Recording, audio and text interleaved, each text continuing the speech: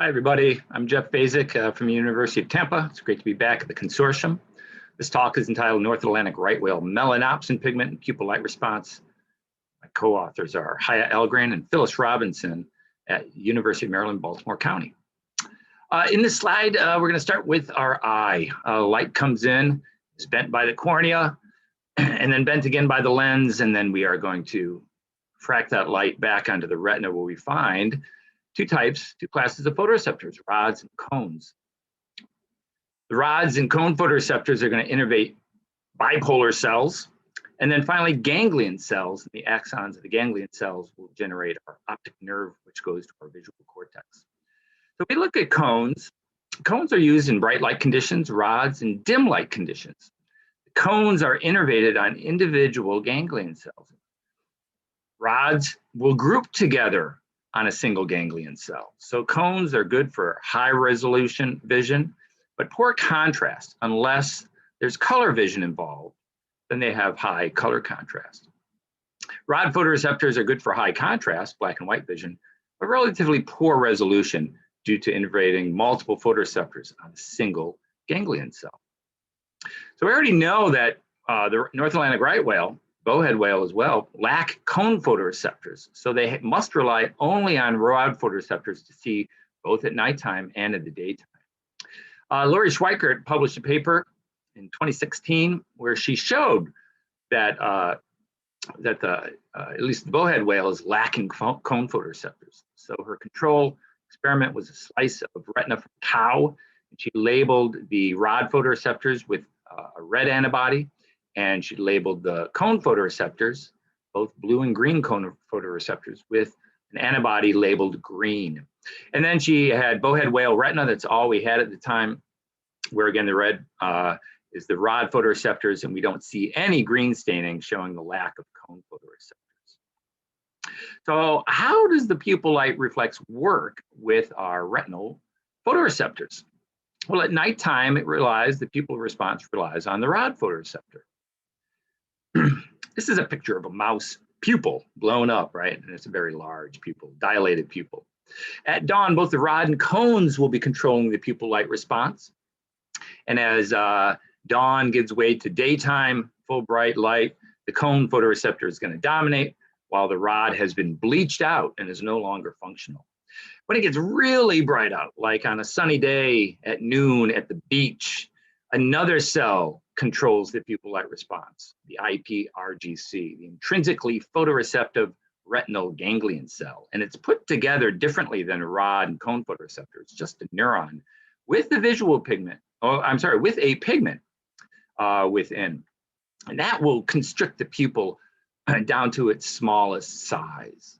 So again, our whales are lacking cones. So they must rely on just the rod photoreceptor at dawn and at night, and the IPRGC bright light conditions in order for our rod not to get bleached out. So they must use their rod at nighttime and in the daytime. So let's look at the pupil light reflex in the right whale. This is our pigment that's in the IPRGC. It's called melanopsin. It's a 7-transmembrane protein, just like the pigments in the rods and the cones. The spectral sensitivity maximally absorbs light around 480 nanometers.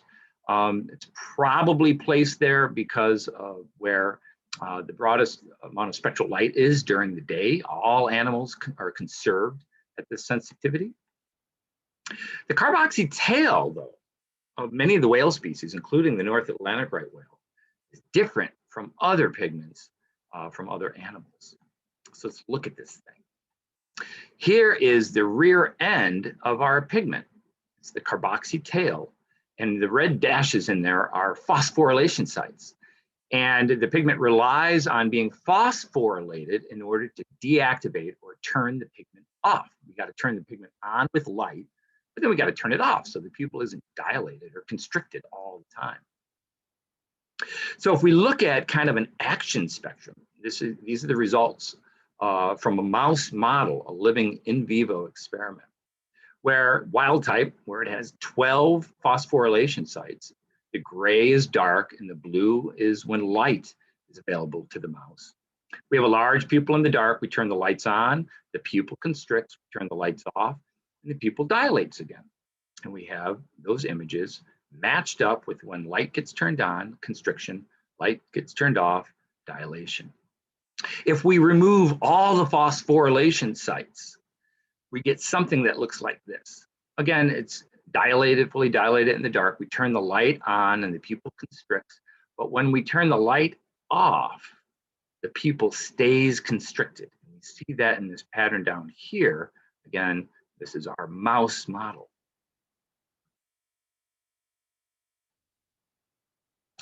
So the North Atlantic right whale carboxy tail has only 8 of the 12 phosphorylation sites. It doesn't have all of them. So we hypothesized that the deactivation kinetics should be different in the right whale. Here's our mouse once again.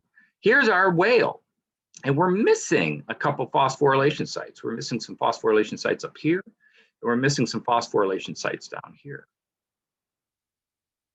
So we hypothesized that deactivation should be slower in the right whale. So here are the deactivation experiments. I can go through in Q&A maybe how the experiment is set up. It's a calcium imaging experiment on the melanopsin pigment.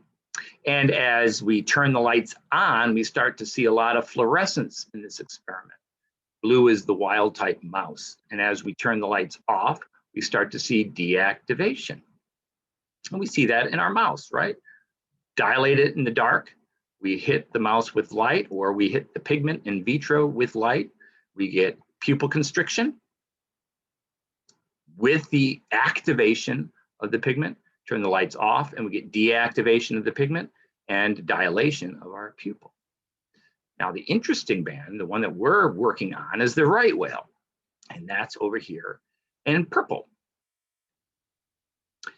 As we hit it with light, we see activation, peaked activation over here, and as we turn the lights off, we start to see deactivation, but the rate of deactivation is slower than wild type.